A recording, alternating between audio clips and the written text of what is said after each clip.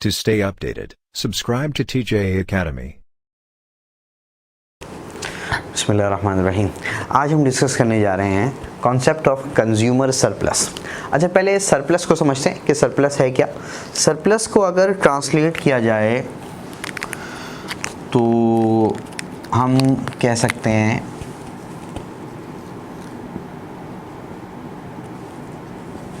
बचत, और इसका एक और मतलब होता है एडिशनल, एक्स्ट्रा, ये सब सरप्लस का मतलब होता है। तो अब यहाँ पर जिस सरप्लस को हम देखने जा रहे हैं वो कंज्यूमर के एस्पेक्ट से देख रहे हैं कि कंज्यूमर सरप्लस का क्या मतलब है। देखें, फॉर एग्जांपल अगर मैं इस वक्त मार्केट जाऊँ और मेरे जहन में है कि एक पर्टिकुलर टाइप के गॉगल्स हैं जो मुझे ख़रीदने, अब मैं वहाँ गया, अब मेरे जहन में ये है कि मुझे तकरीबन वो 3500 तक का मिल जाएगा, जो एक परसीव प्राइस मेरे जहन में है कि मैं इतना उसके लिए पे करके वो परचेज़ कर लूँगा।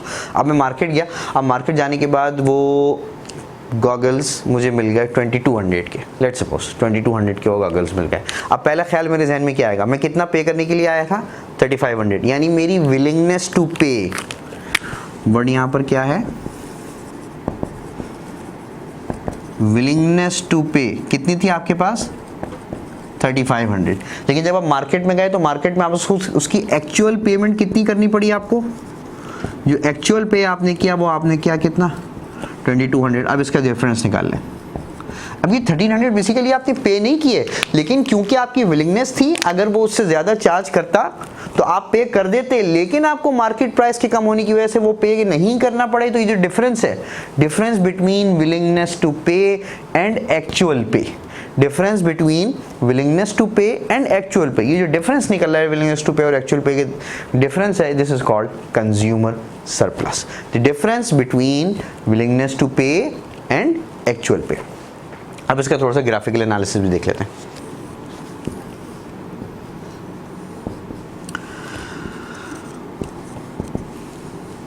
देखिए, ये आपके पास कमोडिटी एक्स, ये प्राइस ऑफ एक्स, और इसके दरमियान अगर हम ये नेगेटिव रिलेशन का ग्राफ हम ड्रॉ कर रहे हैं तो ये आपके पास क्या कहलाएगा, डिमांड कर्व।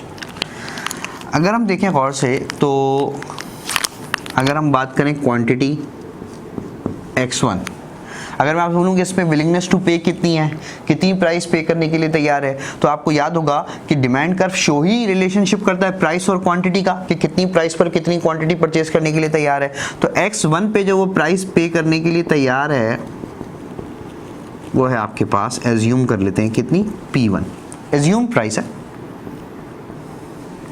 अच्छा, यानी इतनी प्राइस अगर होगी तो ये क्वांटिटी वो मार्केट से परचेज कर लेगा। ओके, अगर हम x2 के बारे में बात करें, यानी इसके 2 यूनिट्स, तो ये P2 होगी तो इतने डिमांड कर लेगा।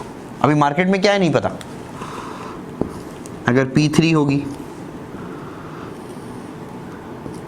तो इतने यूनिट डिमांड कर लेगा, ठीक है। इसी तरह P4, P5 जितने भी आप कर सकते।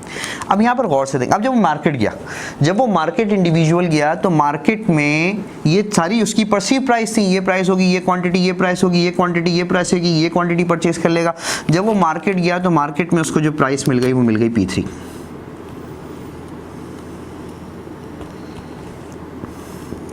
ये उसको मार्केट प्राइस मिल गई।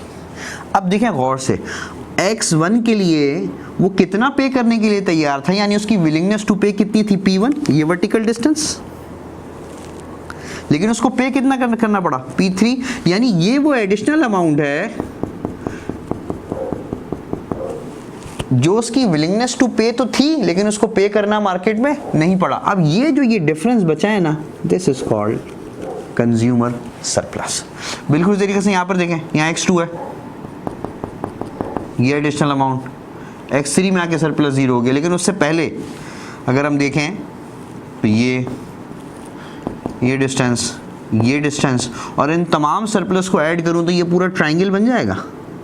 ये पूरा ट्रायंगल बेसिकली सरप्लस को शो कर रहा है, तो इस पूरे ट्रायंगल को हम कहेंगे this triangle shows consumer surplus. अच्छा, अब यहाँ पर इसकी एक छोटी सी ग्राफिकल डेफिनेशन भी हम देखें कि अगर हमें ग्राफ बना हुआ आ जाए तो हम कैसे पहचानें कौन सा एरिया सरप्लस का है। देखें, इसकी ग्राफिकल डेफिनेशन हम यहाँ पे लिख लेते हैं, area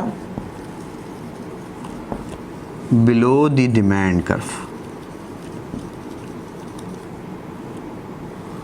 area below demand curve का मतलब है ये इस पूरे डिमांड कर्व के नीचे की जो पूरा एरिया है ना, ये area below the demand curve. अभी मैं डेफिनेशन नहीं समझा रहा, सिर्फ इस सेंटेंस को समझा रहा हूँ। Area below the demand curve, ये पूरा एरिया।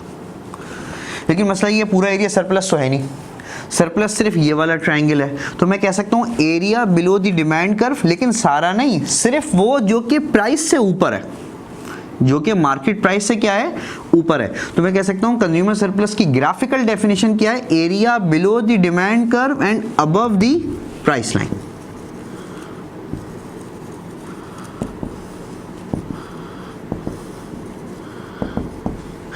हमने वैसे डेफिनेशन क्या देखी, difference between willingness to pay and actual पे।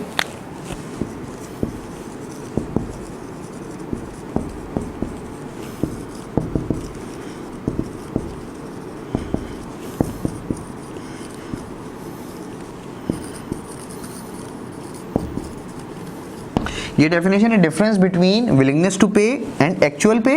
और अगर ग्राफिकल डेफिनेशन की बात करें तो वो आपको मिली area below the demand curve and above the price line. तो this is the concept of consumer surplus. तो आई होप ये वीडियो आपको पसंद आई होगी। अगर ये वीडियो आपको पसंद है उसको लाइक करें, शेयर करें, हमारे चैनल को सब्सक्राइब करें और बेल आइकन पर जरूर क्लिक करें।